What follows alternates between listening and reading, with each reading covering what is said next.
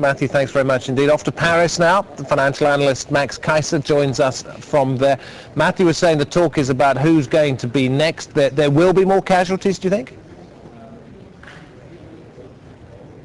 Oh, of course. You know, this is entirely predictable, as we've been predicting on these broadcasts for a couple of years, actually. The neoliberal model, which means that credit is available for almost free, suddenly last summer credit was unavailable, and then banks who need credit to live started to tumble. So this is gaining pace. There's going to be no credit for banks because you're talking about $700 trillion worth of debt in the global economy. The entire GDP of the world is something like $60 trillion. So this has a long way to go as you deflate all of this debt back to something that's more sustainable. But that number is a long way from here. What's the doomsday scenario, Max? The cost of... It's not a doomsday scenario if you're in a developing country and you've got stuff like oil in the Mideast, or you've got huge savings like they do in China. It's only a doomsday scenario for America and Britain that have been living on borrowed money for generations. It's a doomsday scenario for them. It's a happy day for people who have savings, who have money, who have cash, who have stuff, who have oil, who have resources. There's a decoupling in the wind. America is essentially finished as a global economic power. The U.S. dollar is finished as the world's reserve currency. And we're going to see now some other country rise up and take its place, most probably China. So the end of the world as we know it, in a sense... You seem stunned. I'm stunned, yes, of course I'm stunned. I mean, that's not true at all.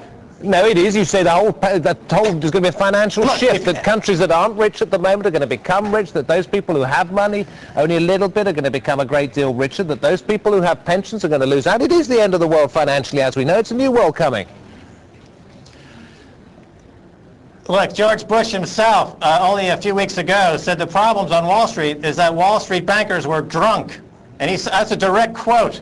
It's true. They've been drunk on easy money. Alan Greenspan, who you just had profiled on the show, he is the #1 supplier of cheap booze to this bacchanalia of credit and debt by keeping rates artificially low.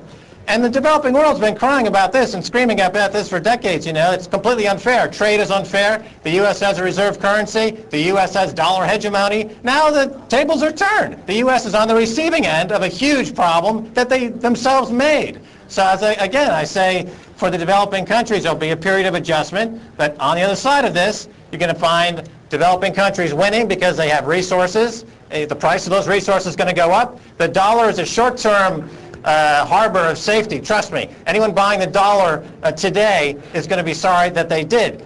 Short-term U.S. Treasury bonds similarly. Once the primary trend resumes, dollar goes down, U.S. Treasuries go down, foreign currencies go up, oil goes up, and we're going to see a new world order, not to be overly dramatic about it, but even Francis Fukuyama, who's a very famous philosopher in America, who called the end of history when the Berlin Wall came down incorrectly, he is very good with the bon mot every now and then. He's talking about a post-America world. And I believe that's true. America as a driver of the global economy is finished.